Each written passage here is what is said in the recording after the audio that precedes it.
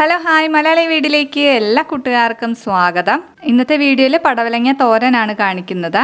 ചോറിൻ്റെ കൂടെ കഴിക്കാനായിട്ട് നല്ലൊരു സൈഡ് ഡിഷാണ്. അപ്പോൾ നല്ല സ്പെഷ്യലായിട്ട് പടവലങ്ങ തോരൻ എങ്ങനെയാണ് തയ്യാറാക്കുന്നതെന്ന് നോക്കാം.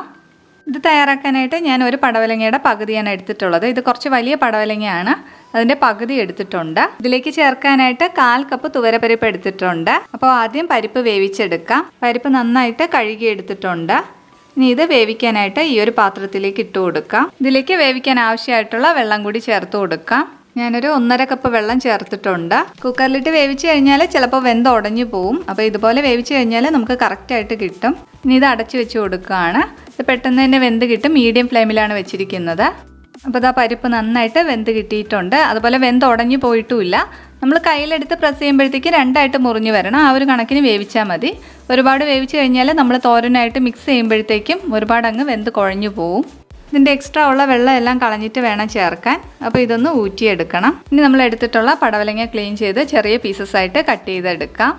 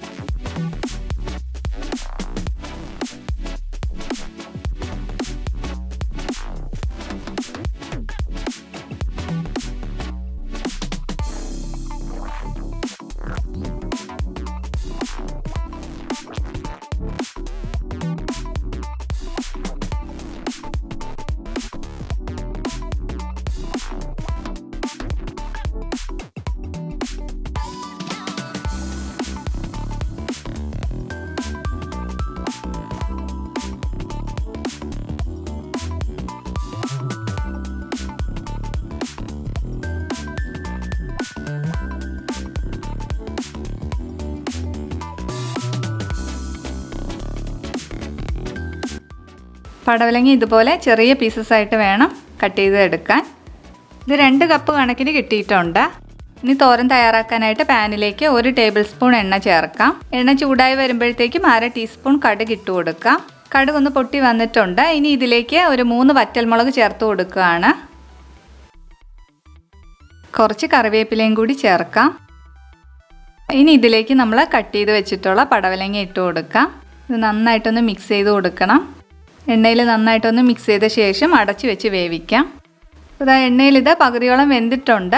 ഇതിലേക്ക് ഞാൻ ഒരല്പം വെള്ളം കൂടി ചേർത്ത് കൊടുക്കുകയാണ്. ഒരു 1/4 കപ്പ് വെള്ളം ചേർത്തിട്ടുണ്ട്. ആവശ്യമായിട്ടുള്ള ഉപ്പും കൂടി ചേർത്തിട്ട് അടച്ചു വെച്ച് കൊടുക്കാം. ഇടയ്ക്ക് തുറന്ന് നല്ലപോലെ മിക്സ് ചെയ്ത് വെക്കണം. അപ്പോൾ ഇതാ പടവലങ്ങ നന്നായിട്ട് വെന്ത് കിട്ടിയിട്ടുണ്ട്.